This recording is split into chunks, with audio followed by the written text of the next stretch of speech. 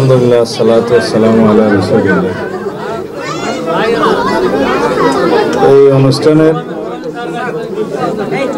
আমার শিক্ষকবৃন্দ যারা আমাকে শিক্ষা দান করেছেন এবং যারা করেন নাই, তাদের সবাইকে আমি শিক্ষক মানি। আমি নিজেও শিক্ষকের সন্তান। শিক্ষকের মর্যাদা আমি বুঝি, জানি। আমি ছাত্রছাত্রীদেরকে অনুরোধ করব, পিতা মাতার সমান মর্যাদা দিয়ে শিক্ষকদেরকে যেন দেখে। পরিবার প্রথম বিদ্যালয়, তারপরে শিক্ষালয় হচ্ছে দ্বিতীয় বিদ্যালয়। পরিবারের শিক্ষাটাই প্রধান। যারা বিদ্যালয়ে শিক্ষাদান করেন তাদেরকে অনুরোধ করব যাতে পিতা মাতার প্রতি সম্মান প্রদর্শনের জন্য এবং পারিবারিক শিক্ষা অর্জনের জন্য ছাত্রদেরকে উপদেশ দেন, পরামর্শ দেন।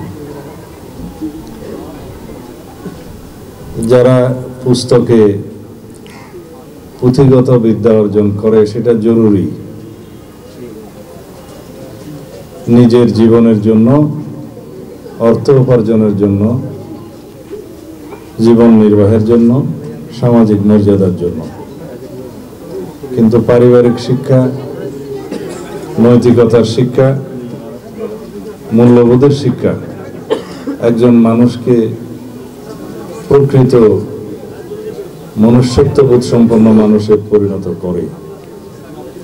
সেই শিক্ষা যত বেশি হবে তত মানবিক একটি রাষ্ট্র সমাজ বিনির্মাণ হবে।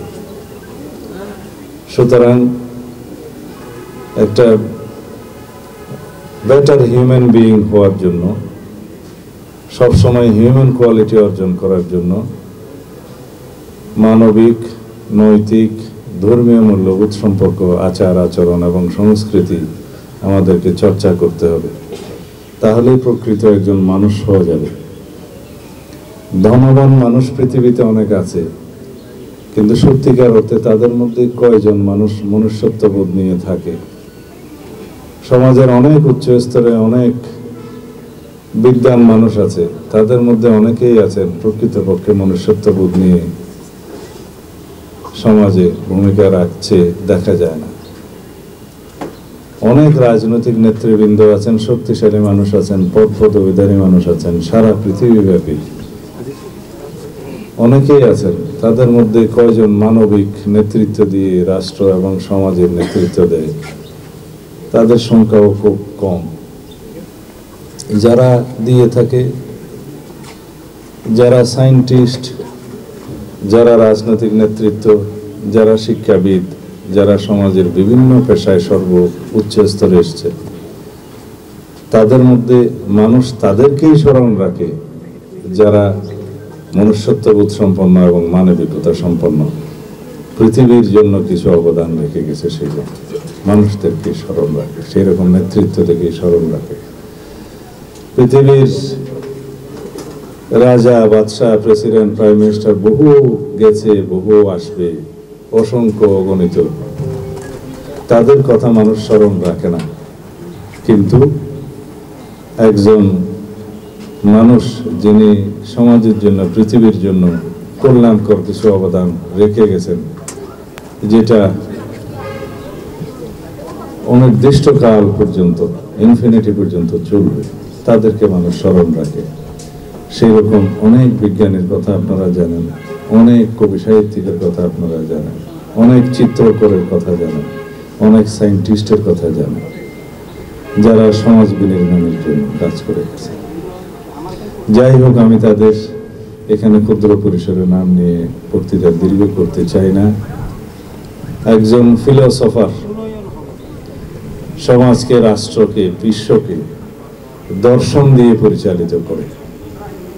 আপনারা শিক্ষকরা একজন ফিলোসফার ছাত্রদের কাছে, আপনারা সেই রকম দর্শন দিয়ে, মূল্যবোধ দিয়ে, আচার আচরণ দিয়ে আপনাদের ছাত্রদেরকে ভবিষ্যৎ জীবনের জন্য তৈরি করবেন, মনুষ্যত্ববোধ মানুষের জন্য, মানবিকতা সম্পন্ন গুণাবলী নিয়ে যেন তারা বড় হতে পারে। আমি এর বেশি কিছু বলতে চাই না, কারণ এর বেশি জ্ঞান বিতরণের মতো আমার ক্ষমতা নেই, দক্ষতা নেই। যাই হোক, আজকের এই সামাজিক অনুষ্ঠানে আমি আমার শিক্ষকদেরকে শ্রদ্ধা জানাই অন্তরের অন্তঃস্থল থেকে।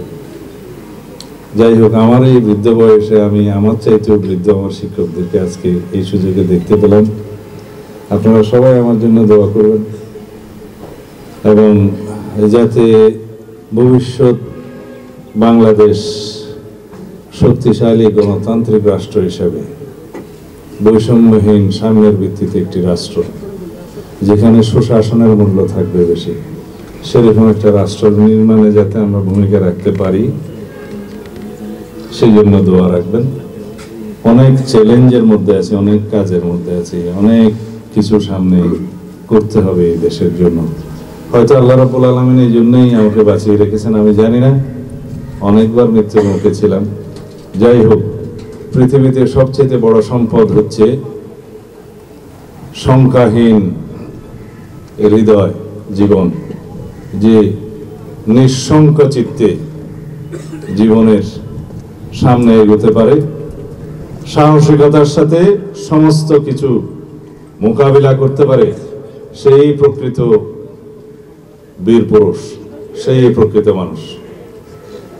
যার মধ্যে সংখ্যাহীন চিত্ত থাকবে, হৃদয় থাকবে মানুষের জন্য কল্যাণের, যার মধ্যে অপরিসীম সাহস থাকবে জীবন যুদ্ধে যুদ্ধ করে লড়াই করে বেঁচে থাকার, তার পক্ষে কিছু করা সম্ভব। সেরকম মানুষ সৃষ্টির জন্য আপনাদের সবাইকে আহ্বান জানাই। সাহস মানুষ জন্মগতভাবে নিয়ে আসে, শিক্ষার মধ্য দিয়ে কম বেশি হয়ে যায়। যে শিশু ভূমিষ্ঠ হলো, সেই জানে না সামনে আগুন, সামনে সাপ, সামনে কি, এটা কত ভয়ঙ্কর। সে সেটা স্পর্শ করে, কারণ সে জানে না, তার মধ্যে সেই সাহসটা থাকে। কিন্তু শিক্ষার মধ্য দিয়ে কেউ তার সাহসটা হারিয়ে ফেলে, আর যাকে বীরের মতো বাঁচতে শিক্ষা দেয়া হয়, সে আরো বেশি বড় বীর হয়ে যায়। সুতরাং সেই ভূমিকা আপনাদের, আপনারা সেটা শিক্ষা দিবেন। প্রকৃতি মানুষকে অনেক কিছু লড়াই করে বাঁচার জন্য চ্যালেঞ্জ সামনে নিয়ে আসে, ঝড় নিয়ে আসে, বন্যা নিয়ে আসে, খরা নিয়ে আসে, দুর্ভিক্ষ নিয়ে আসে। সেটাকে চ্যালেঞ্জ তারাই করতে পারে যারা প্রকৃত সাহসী মানুষ। মানুষ বলতে এখানে ছেলে মেয়ে সবাই, কেউ বালিকা বিদ্যালয়ের হোক, কেউ হাই স্কুলের হোক, সবাই মিলে মানুষ। মানুষের পরিচয় থাকবে, তারপরে শ্রেণীবাদ। তা আমি সবাইকে সাহসী মানুষ হিসেবে গড়ে ওঠার জন্য আহ্বান জানাই। যারা ভীতু, তারা নিজে নিজেই ভীতু হয়। ভয় যত বাড়ায় তত হয়, আহার নিদ্রা ভয় যত বাড়াবে তত হয়। সুতরাং সাহসকে বাড়াতে চাইলে সাহস বাড়বে। সাহসিকতার সাথে এই দেশকে গড়ে তুলতে হবে, সমাজে টিকে থাকতে হবে। সবাইকে সাহসিকতার সাথে বিনয়ী হওয়ার জন্য অনুরোধ জানাই। খোদা হাফেজ।